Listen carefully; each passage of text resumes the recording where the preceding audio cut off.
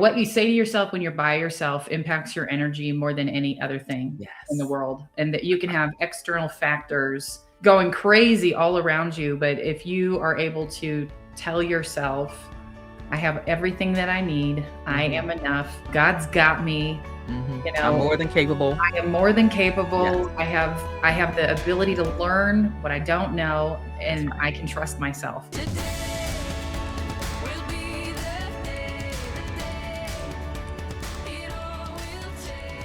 Welcome to the Andrea Engstrom Show for bold women in business. We are passionate about helping you break through to your next level of abundance, success, and freedom so that you can create the life you desire and inspire others to do the same. I'm your host, Andrea Engstrom, and I'm here with my beautiful co-host, Brenda Stroud. Hey, Brenda. Hey, girl. Hey, Happy New Year. Yes, it's a new year, and I'm so excited to get into recording with you. And today we're going to talk about a really good topic that, when you and I were talking the other day and you said this out loud, I wrote it down. I was like, yes, girl. And the topic we want to get into today is called Move and Don't Look Back. That's right. And there are so many women who are struggling with what to do to move forward. Maybe they Yeah. mapped out some big goals for this year and they're not exactly sure which direction to go to get there, Yeah. right? Because sometimes we make a decision of what we want the outcome to be, but we don't have 100% clarity of the how. Right. Yeah, So, I think and on that particular topic, I think you have to be comfortable with moving forward. And if for some reason you get to a fork in the road and you go right and then you realize like, I don't think I want to go right, you can turn around and go back the other way. yes, that You know, permission to change your mind. that's it. That's it. Permission to make a mistake, That's permission right. to try something and then try something else. Or permission to not be perfect. Yeah. There's so many ways that you can look at that. And I think that, I know, being in real estate now, we're right at our 5-year anniversary of us Yeah. being together. And when I pivoted back in 2020 into real estate, I've been fortunate enough, and I'm sure you have too, to encounter so many beautiful people who are Yeah. trying to do multiple different things with their life, at the same time that we were doing the same thing, that we made the same decision. Yeah. And for me, what has really worked for me is really just diving right in. Yeah. Yeah. you know Girl, yeah, that was my story too. So, I did 10 deals in the first 6 months, having no clue what I was doing. I know. I feel you. I did the same thing within the first. I'm going to say within not the first 6 months, but within the first year. My son and I did 9 transactions. Now that's part of my what I wouldn't do again, but I had to do it.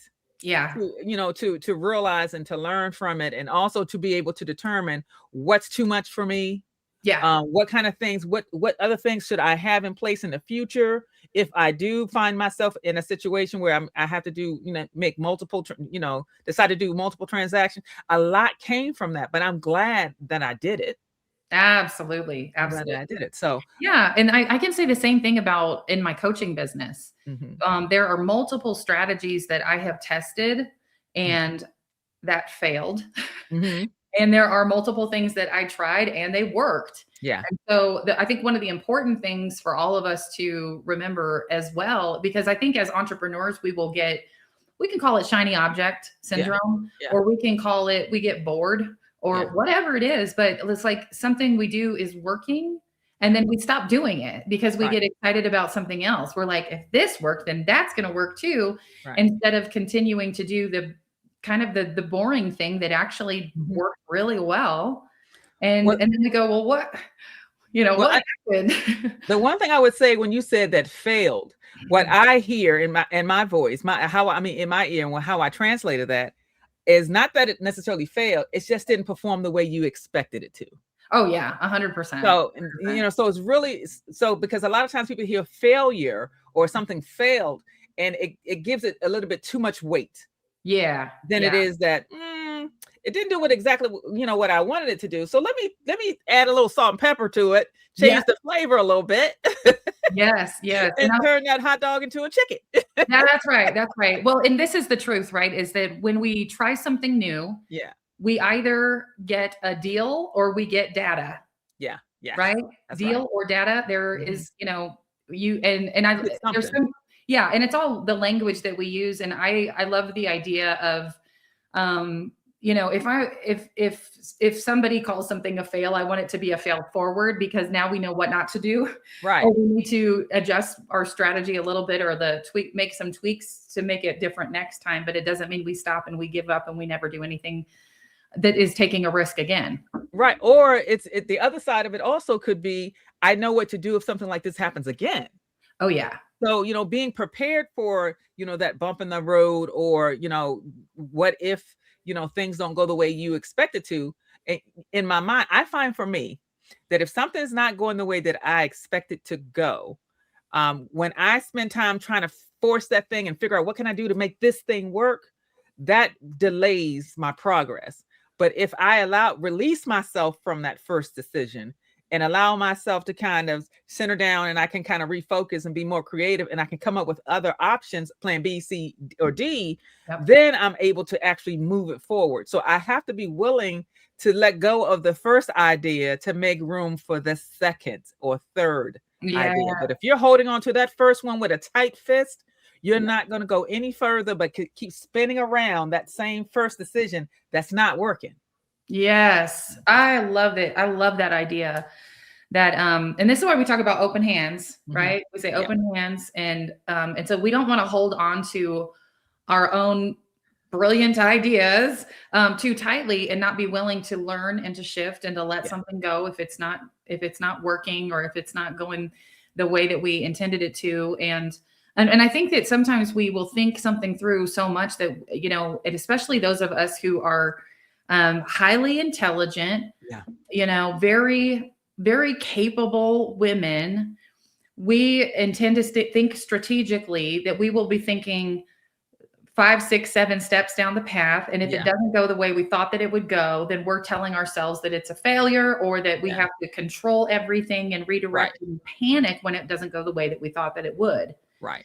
That's right. And the reality is there's a lot of different directions. There's a lot of ways to get to an end result. And if we're used to running the show, because we run our household and we run our business, and everything needs to go according to plan, then when something doesn't go that way, sometimes we don't know what to do. Right. We're not prepared for that.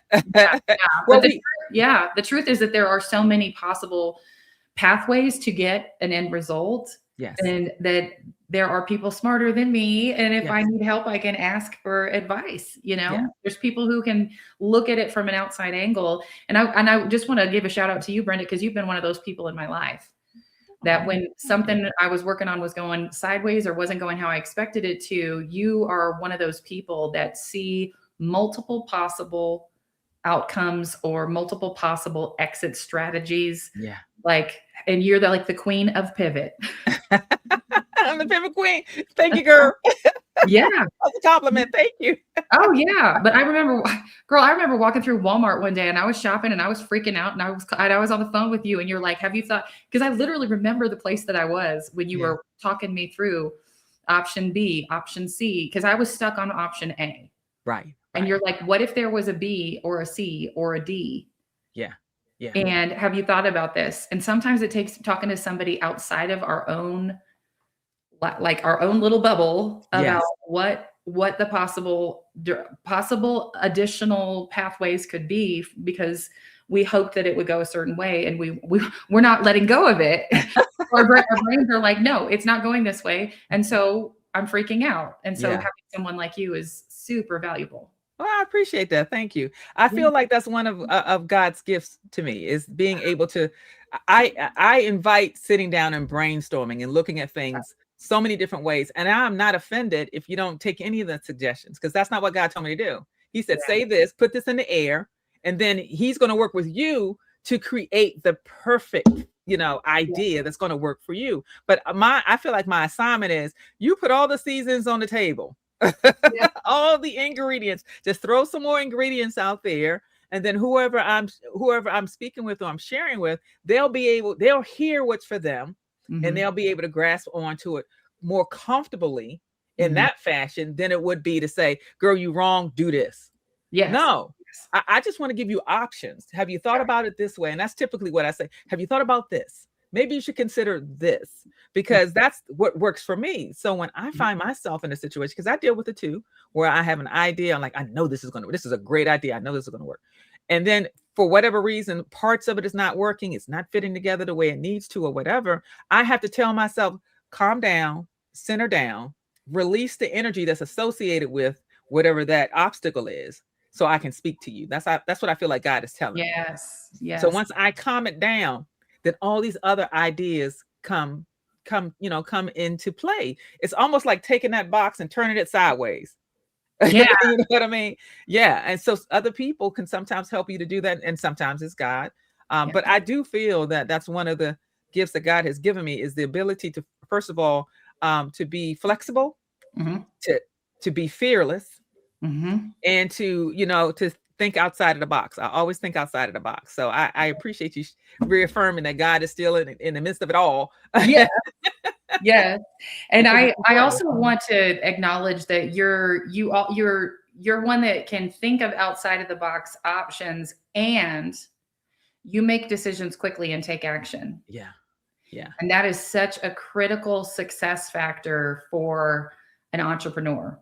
Yeah. And it's something that I think women can struggle with sometimes, because we, sometimes in our programming is to second guess ourselves. Yeah, absolutely. And if you haven't been in a position to have to make decisions and learn to build that trust in yourself when it comes to business numbers and big life decisions, when it comes to financial risks and things like that you're taking on, that comes with practice also. Yeah. But that's something that I admire about you as well, is that you are a decisive action taker. Oh, thank you. I think one of the things that I know, for me, one of the things I have to do is, first of all, make sure I'm surrounded by people who think in a similar fashion. Yep. And also sometimes you have to block out the noise. Because some of the ladies that I know that we work with and that we've come in contact with maybe don't have the same support system that we have, or maybe don't have enough people in there. That it's really about support. I don't even need to break that down any further. Support, and also challenging that voice in your head that tells you it's not right unless it's perfect, because that's not true. So we need to make sure we know how to deny that noise. And really be able to give yourself permission to try it. Move forward. If for some reason it's not going the way you needed to go, keep moving. Go left, go right, duck. But keep going. So really encouraging each other and encouraging yourself, because I have a lot of conversations with myself. A lot of times I'm like, okay, Brenda, what's going on? What you doing? You're not sleeping well. You're stressed out about things you cannot control. So that means you need to sit her down and let me give you another option, but you got to calm down in order to receive it. So I think that in and of itself is not only having people around you that support you, moving forward, and you don't have that voice in that negative voice in your ear, but also making sure you give yourself permission to come up with your own solutions. Talk to yourself, encourage yourself. That's critical.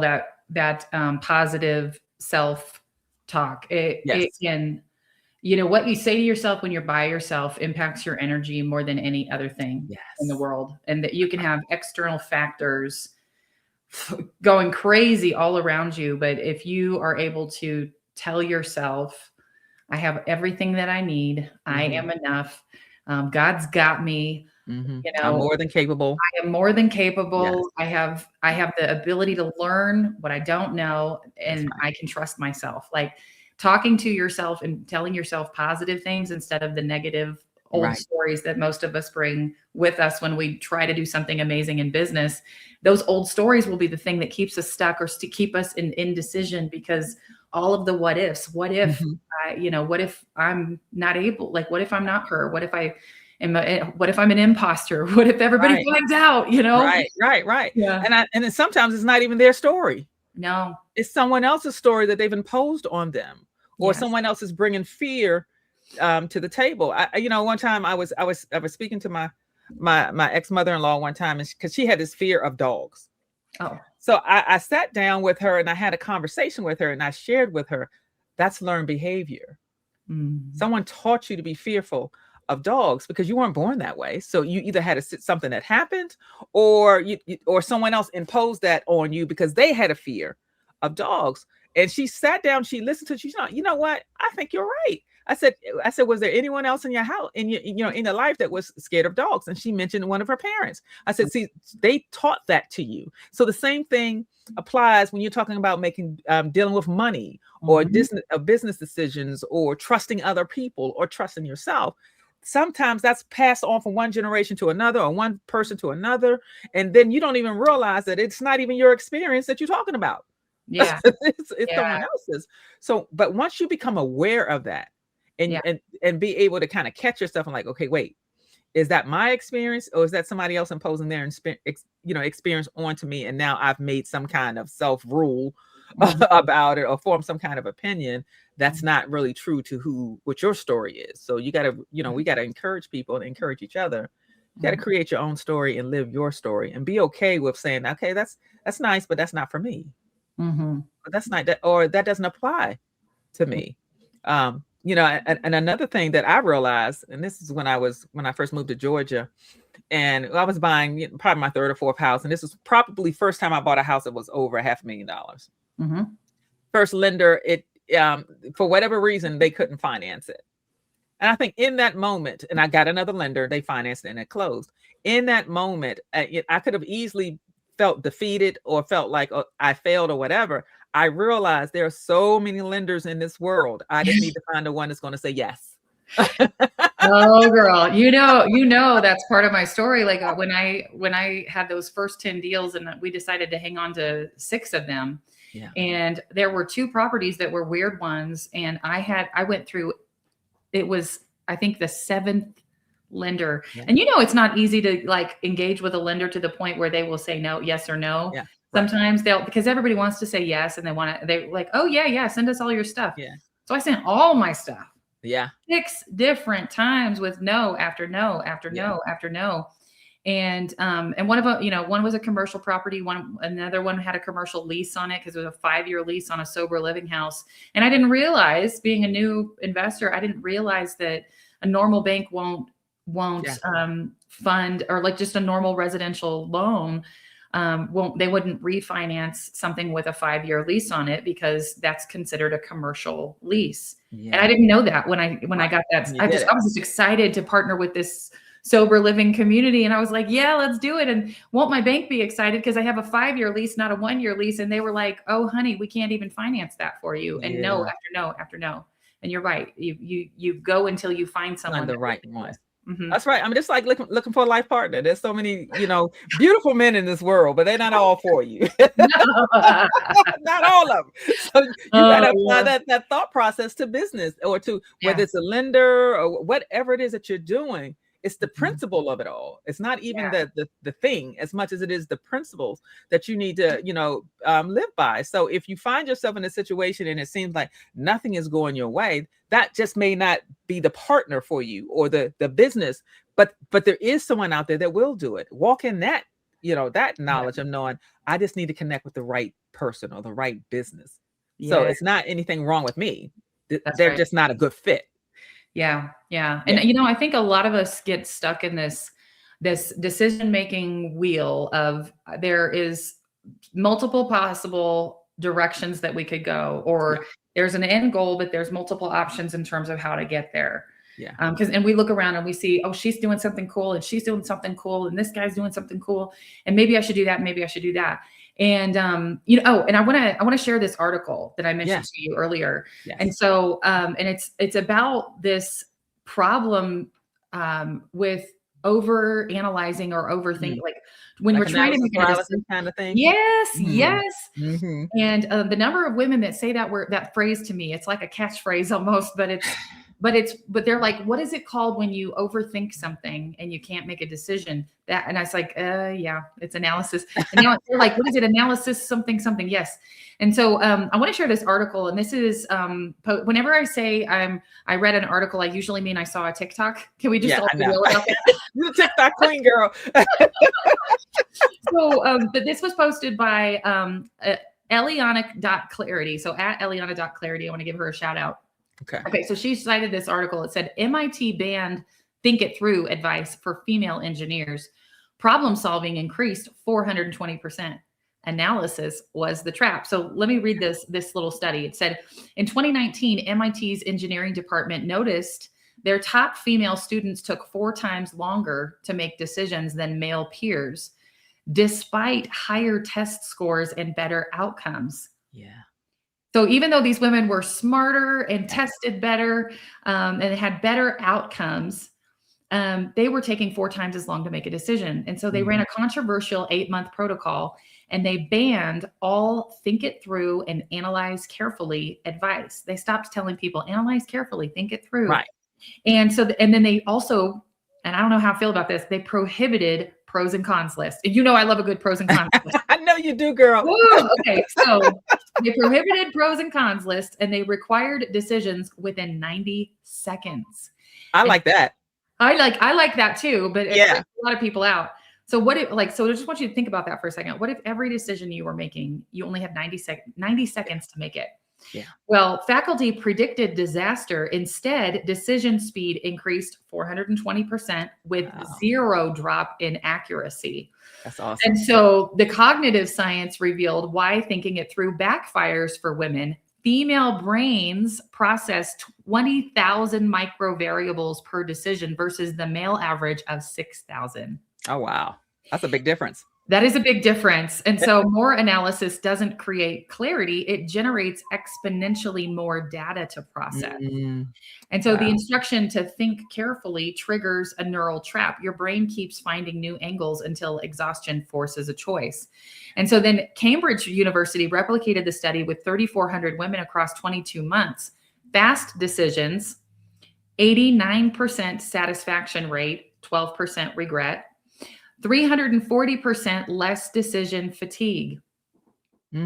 Extended analysis, only 34% satisfaction, 70% regret. Wow. Chronic decision paralysis. And the percentages they say don't add up there. So I wonder how much of it is just like 50, where people were just on the line. Yeah. But chronic decision paralysis. So the longer women analyzed, the worse their choices became. Yeah. Isn't that interesting? Not because they lacked information, but because they had too much. Yeah. So one engineer described the shift. I spent 3 days deciding between 2 identical project approaches. Under the 90-second rule, I chose in 1 minute and delivered the project 2 weeks early. The decision quality didn't change. My mental torture did. So some believe that good decisions require extensive analysis. Others realize for high intelligence minds, analysis creates paralysis. So one group thinks harder, the other group thinks faster. Where do you fall? So I love that study because I think the number of us who will think that if we just process it, then that's going to be then we'll make sure that we've made the good decision. Yeah. I think people get confused between when they say do your due diligence. In their mind, they're thinking it's analyze. And that's really not it. Right.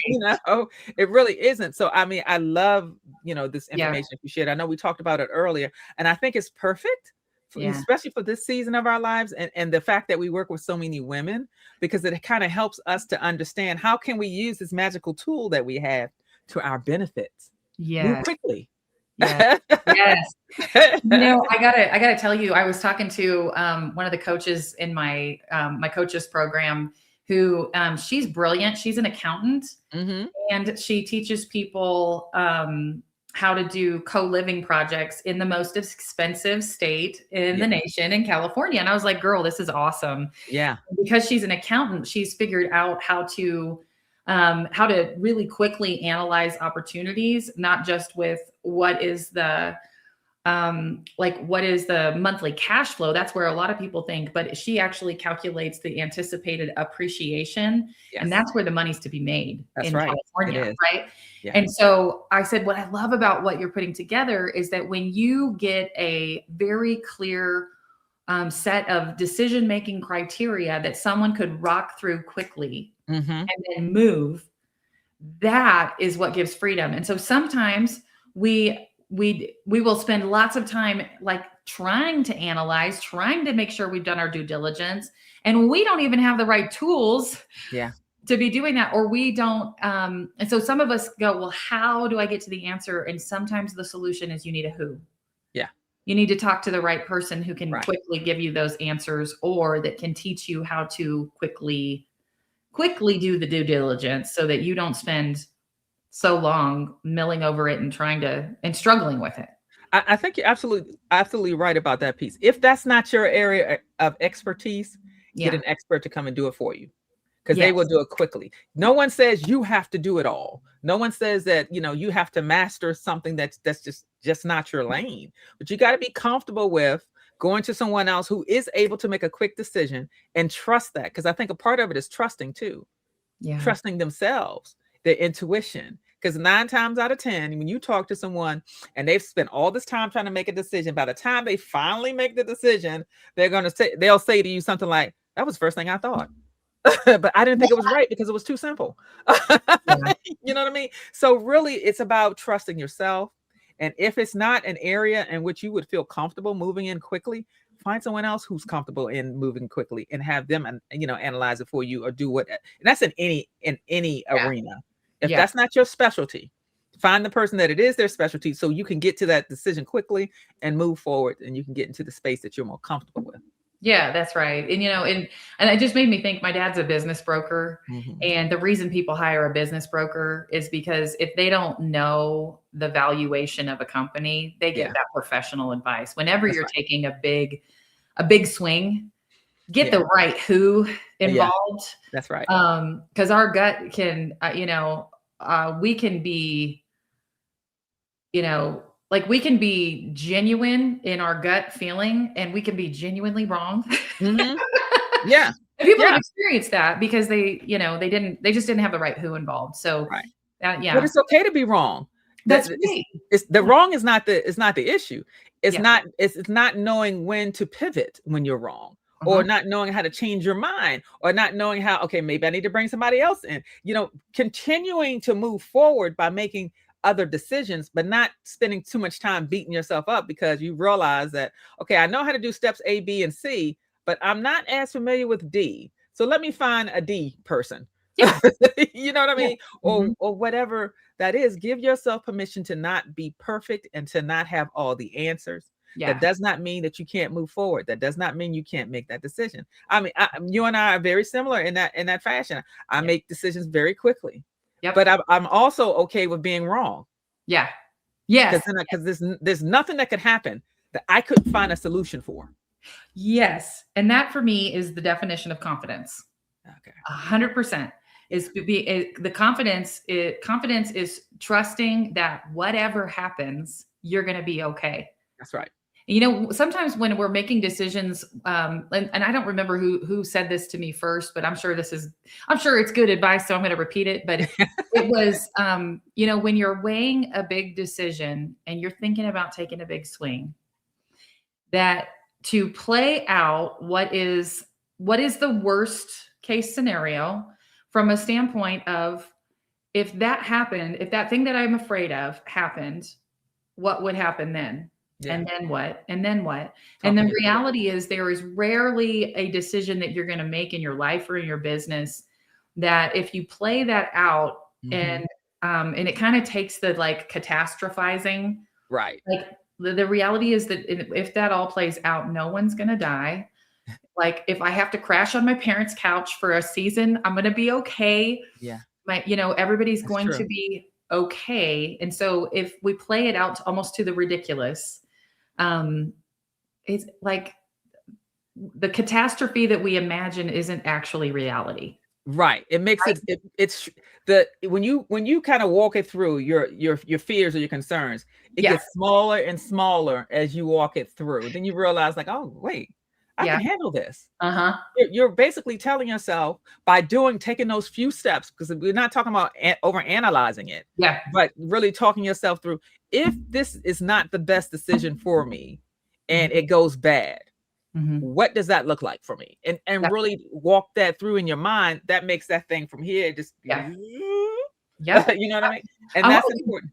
Yeah, I want to give an example of this, because I had a friend who she had a local business. It was kind of one of those gathering places where people loved that business. And things, things happen in business, and economy gets weird. We go through COVID, whatever it is. And I said, I was asking her, what would happen if you just closed the business? Mm-hmm. And she said, well, I think we'd have to leave town. We'd have to move back, to our home state. And we would lose everything. We'd lose all of our friends. And I was like, is that really what would happen? Yeah. And then fast forward a few months, a couple of years actually after that conversation, and she finally decided to close the business. Mm-hmm. And her husband also had a business, and he ended up selling that business. And they had such identity wrapped up in being local business owners, And what actually happened when she closed the business and he sold his business, she got a really good job that she loves, that makes more money than she was able to ever pay herself when she was trying to run her own business. Yeah. And he has a really cool job that frees him up now to be home with they have a baby at home, and their life is actually really good. Nothing catastrophic happened. In fact, they're much happier and have more financial freedom today than they did when they were in that struggle moment, but could not see past the idea of catastrophe will happen if we fail. If this fails, everything's going to change, and it breaks everything in our world. And the reality is that just absolutely wasn't true. As I'm listening to you, what comes to mind is the lies that we tell ourselves. Yes. And as long as you are able to say it out, like, what are the lies that I tell myself? Because that was a perfect example of the lies that they were telling themselves. Yeah. That, then when they finally actually lived it out, the experience out, it was better than they could have ever imagined, or even what they could have predicted. So you got to kind of give yourself the space to deal with the lies that you tell yourself, so that you can actually go to the next level of whatever comes your way in that scenario. I know if you apply that to real estate, it's more or less like, okay, yeah, well, the house is not making money. Well, you could sell it, and start all over, and use the lessons from that last experience to make your next experience better or more successful. That doesn't necessarily mean that you're not a good business person. Yeah. Good business people make tough decisions. That's right. And in order to go to the next level, and sometimes the next level is selling. Sometimes the next level is, wiping your slate clean and starting all over. Sometimes it's bringing other partners. There's a lot of options. Here I go again. I'm sorry. Yeah. But you got to be open and be okay with that, because that in and of itself, being able to give yourself permission to change your mind, is the key to your success. Because you're now moving. You're not sitting still and nothing's happening and everybody's passing you by. You're actually moving and not looking back. And that's the key. Don't look back. You made the decision, live and walk in it and move forward, because looking back, you can't drive your car looking back. That's very dangerous. Yes. Same applies to your life. Yeah, absolutely. I think where that can be particularly challenging as well as important is when you have experienced loss and you are forced to move forward, and it is hard not to look back and to wish that things are how they used to be. So when you get the news that your husband doesn't want to be married to you anymore, or you lose your partner. I have a couple women I work with that are widows, and one of them this week, I got to tell you, we cry all the time on my coaching calls, it. But I had a goals strategy call with her. Every woman that comes through my goal setting event, Bold Goals, gets a one-on-one goals strategy call. And I got on a call with her yesterday, or a couple days ago in the morning, and she said, Andrea, I got to be honest.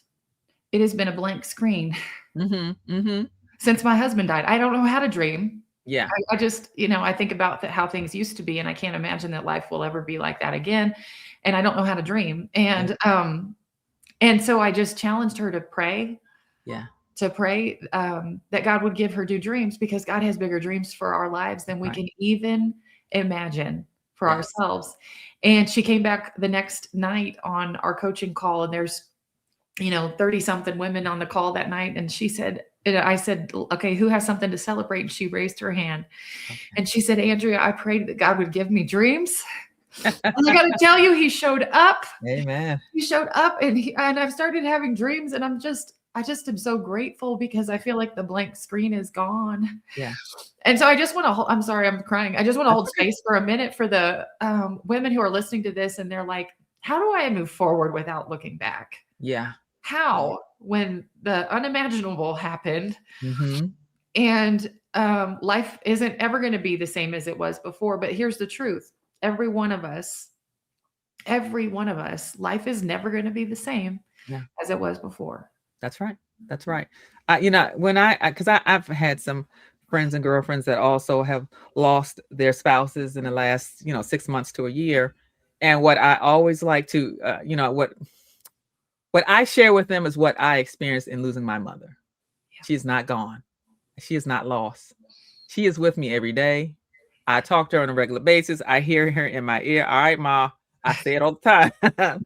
So we have to be comfortable with realizing and experiencing the new life with our loved one who's with us in spirit. Allow yourself to hear their voice. Allow yourself to, to hear their advice or recommendation, because you know what it is. Yeah. So I always, yeah, you do. You know what they saying. You know they saying it too. You know they standing right there looking at. I see you looking at me. That kind of, you know what I mean. So for me, because I lost my mother over 30 years ago. Wow. And let me take that back. She passed away over 30 years ago. And I feel that she is with me. There are times when I think God allows me to see her presence in other people. When I was a police officer, I was driving down the street shortly after she transitioned.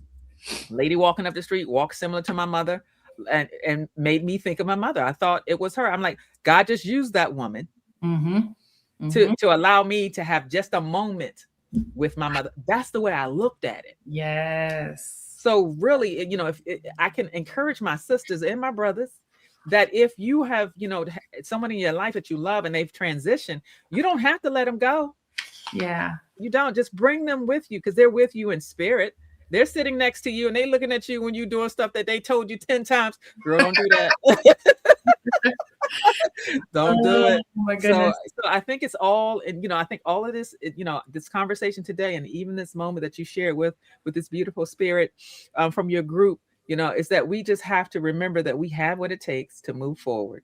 And no one says that we have to let go of the past to create a different future. That's right. That's right. So just remind yourself of that. Allow yourself. It's okay to cry. That's a natural, experience, a natural feeling, a natural way to release those feelings. And 9 times out of 10, you feel better afterwards. Yeah. And it's okay to have a conversation with someone who's with you in spirit. Yes. Yeah, there's nothing wrong. There's nothing wrong with that, because it's all in love. Yes. Yes. All in love. So I wanted to some things came to mind when you were sharing, and based on this conversation, and isn't God funny? So this last couple of days, I've been starting the morning, I start my morning in prayer, and I read, and I write, and I journal, and I usually write down the things that are standing out to me, and I try to read the scripture until something comes. Something that hits me. So can I share with you the 2 things that I wrote down the last 2 days? This is wild, because we're having this conversation right now. Okay, so the first one I want to read is Proverbs 13:12, and it says, "Hope deferred makes the heart sick, but a longing fulfilled is a tree of life." A longing fulfilled is sweet to the soul. It says that later in that chapter. And I just wonder how many of us are sitting in struggle, or with our heart feeling sick, or in depression, because we have this dream for our life, or we have this idea of what we want for the future. Yeah. But there is something happening in our life, or there's something that's keeping us from moving forward, whether it is self-imposed or a situation. Yeah. And when I've experienced that in my life, where I knew something I wanted to do and I was not doing it, that it created depression. Yes. In me. It created such a sense of incongruency, where I'm like, here I am wanting to do this thing and I am not doing it. Yeah. And so what I say I want and what is actually happening and what I'm actually doing is not that thing. Mm-hmm. And so a hope deferred makes the heart sick. I was like, oh, Slap me around, why don't you? oh, I know it. I Yeah. know it. And then, Yeah. yeah. And so I wonder if you've ever experienced something like that too. You know, I have. I mean, and it's funny that you're not funny, but it's a coincidence that you're mentioning depression, because that's something I struggle with, because that's one of the symptoms of my autoimmune disease. Most of you all know I deal with scleroderma, and one of the symptoms is depression. And so I, you know, with everything that's been going on in my life, I've experienced something very similar where I feel blue. If you don't know what depression feels like, my very first way of describing it before I realized that's what I was dealing with, when I went to the doctors, I said, I just feel blue. You know, I don't really know how to describe it any other kind of way. I just don't feel right. Yeah. So in the end, I learned that that actually was a form of, you know, of signs of depression. And I've been battling with it the last few months. I praise God, I've been able to, you know, keep it kind of manage it without medication. And a lot of it is just really being aware of. I think you're dealing with a little bit of depression. I think you're going to need to make some shifts. It's not an easy thing to do with everything that's going on around us. And as women, as you said before, we calculate or a lot of data. Yeah, and that is so much us. But being able to stop for a second and put yourself first and allow yourself to kind of center down and allow God to use you in the way that he intends to, and not the way you're trying to force him to, if that makes sense. Yep. But yes, you know, I do, you know, find that sometimes I have to let go of things that, for one, is out of my control, because I think part of it is trying to control something that's out of my control. Right. So once I realize that I'm doing that, which would free my mind and free me up to experience something other than depression. Yeah. Because it's almost like, if you're not careful, if you're not aware of what it is that you're experiencing, you could find yourself wanting to get out of it, but not realizing that you're holding on to it. Yes. Yes. So, you know, so coming up with those tools so that when you do find yourself, you know, not quite the, you know, right, or whatever the case may be, that you allow yourself to let it go. Yeah. Yeah. To let it go. So yes, I you know, so I have experienced, you know, a similar, and I probably will experience again going forward. But the key for me is being able to acknowledge that's what's happening, and knowing how to pivot. Yeah. Yes. My word. Yeah. You know, and I think there's a lot, there's going to be people listening to this and they're like, I don't remember a time that I didn't feel that way. Yeah. You know, and there's, you know, there's this thing in all of us, that whatever your normal is, and your normal can become normal very quickly. I think, especially if you're a woman, one thing I learned, for example, is like, women can become an alcoholic very quickly. That can become your new normal.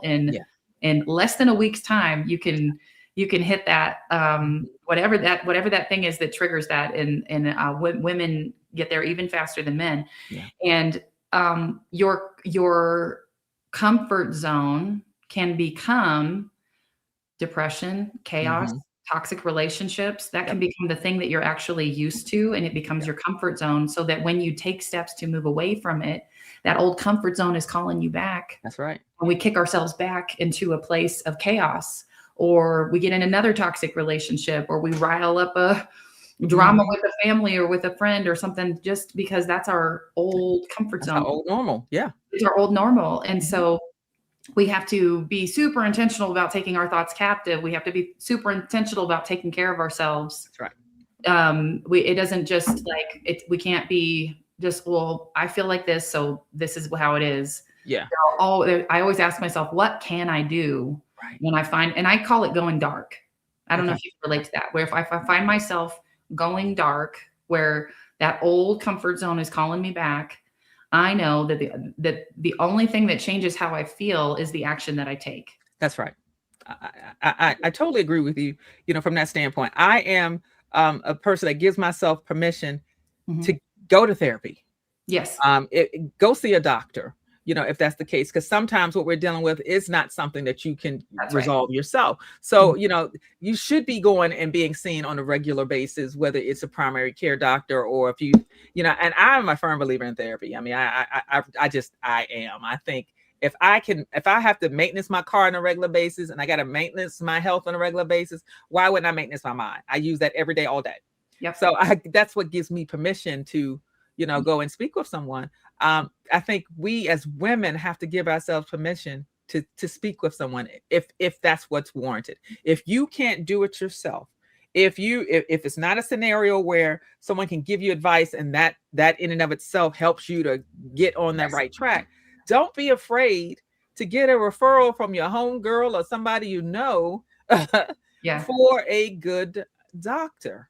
Yeah. And then formulate a plan that works best for you. I've been seeing doctors since in the 90s when I was diagnosed with my autoimmune disease, scleroderma. The role and it's a relationship, it's a partnership. Yep. He understands that I don't like medication if I don't have to take it. Yep. So we come up with a more natural plan for me, or other things that I can do. So you can play a role in that partnership. It doesn't mean you got to take medication. It doesn't mean that you got to do all these other things.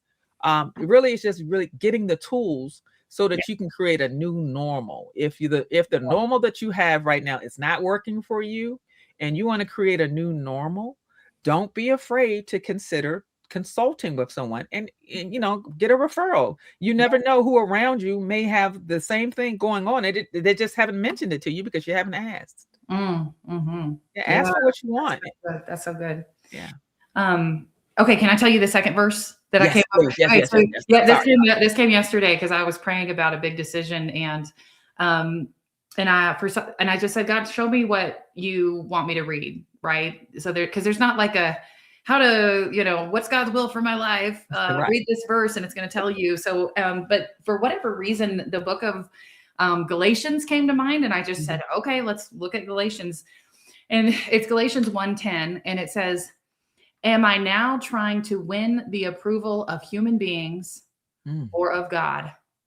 Or am I trying to please people? And it says, if I were still trying to please people, I would not be a servant of Christ. That's right. And it was exactly what I needed to hear in that moment. And then I did some journaling and I just said, what is my motivation? Yeah. What is my motivation in making this decision? Is it to please God or is it to please human beings? Yeah. And I think so many times we will, especially women, we are programmed to please people. You're programmed to take care of everybody else around us and to do things that make other people happy. And we are basing our decisions based on, will it make other people happy? Instead of what do I really want?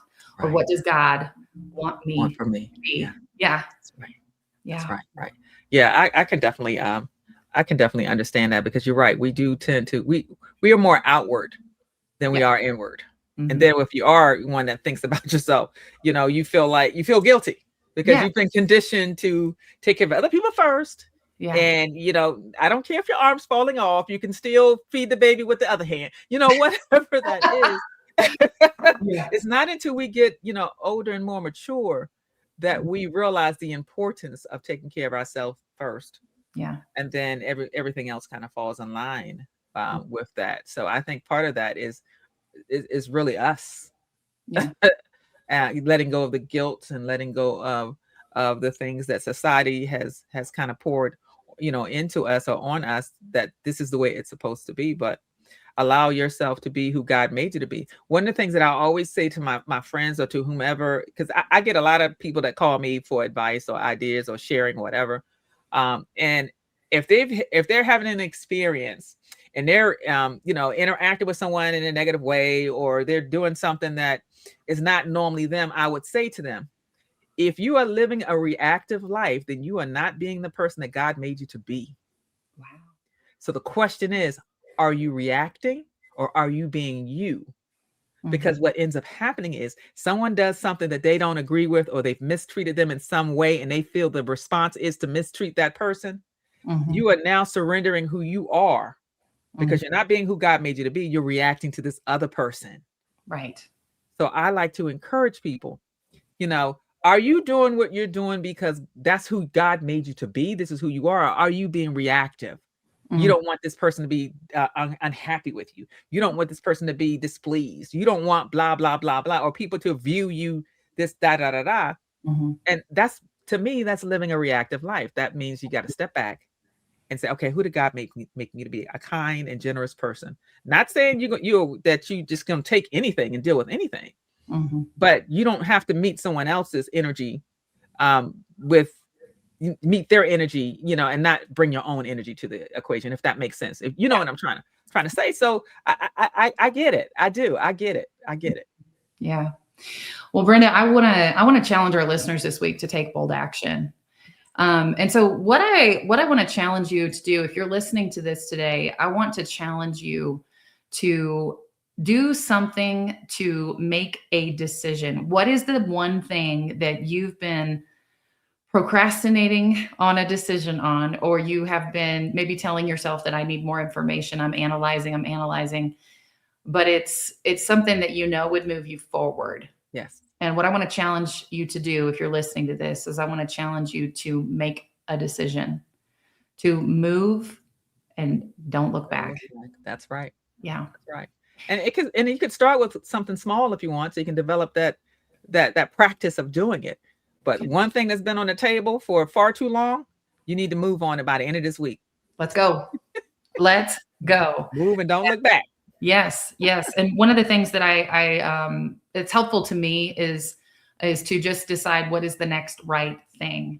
Yeah. What is the next right step I can take? I don't have to know how it's all going to play out. Right. What is one thing you can do to take action, just like the next right step, and take that action decisively. Mm-hmm. Yeah. So Brenda, this is a great conversation today. Yes. Thank you so much. It's good to be back in here with you. Brenda, what is a great way that people can get in touch with you if they want to connect with you? Okay. You can reach me on my website, which is brendastroud.com, as well as my name is also for my social media handles, Facebook and Instagram. For now, that's the best way to reach me. Okay, very good. All right. And for me, if you go to andreaengstrom.com, I always have a new workshop coming up. I'd love to have you as my guest. I've got one called 100K in 90 Days, how to create and launch your own coaching program. And I also have a little process that I walk women through who are considering starting their own coaching program, where I work with you one-on-one for 3 days to nail your niche. And if that sounds interesting to you, I would love to offer you a spot, and you can send me a DM or you can go to my website. And when you register for 100K in 90 days, I will also be inviting you to nail your niche. I love it. I love it. I love it. Yes. I do. Well, thank you so much for the conversation today. And it's good to see you. It's good to be back. It's good to see you too. And thank you for, allowing me to even to be here to have this conversation with you, because I always love sitting down and chatting with you, Andrea. We share a lot of wisdom, so I love it. Yes, thank you.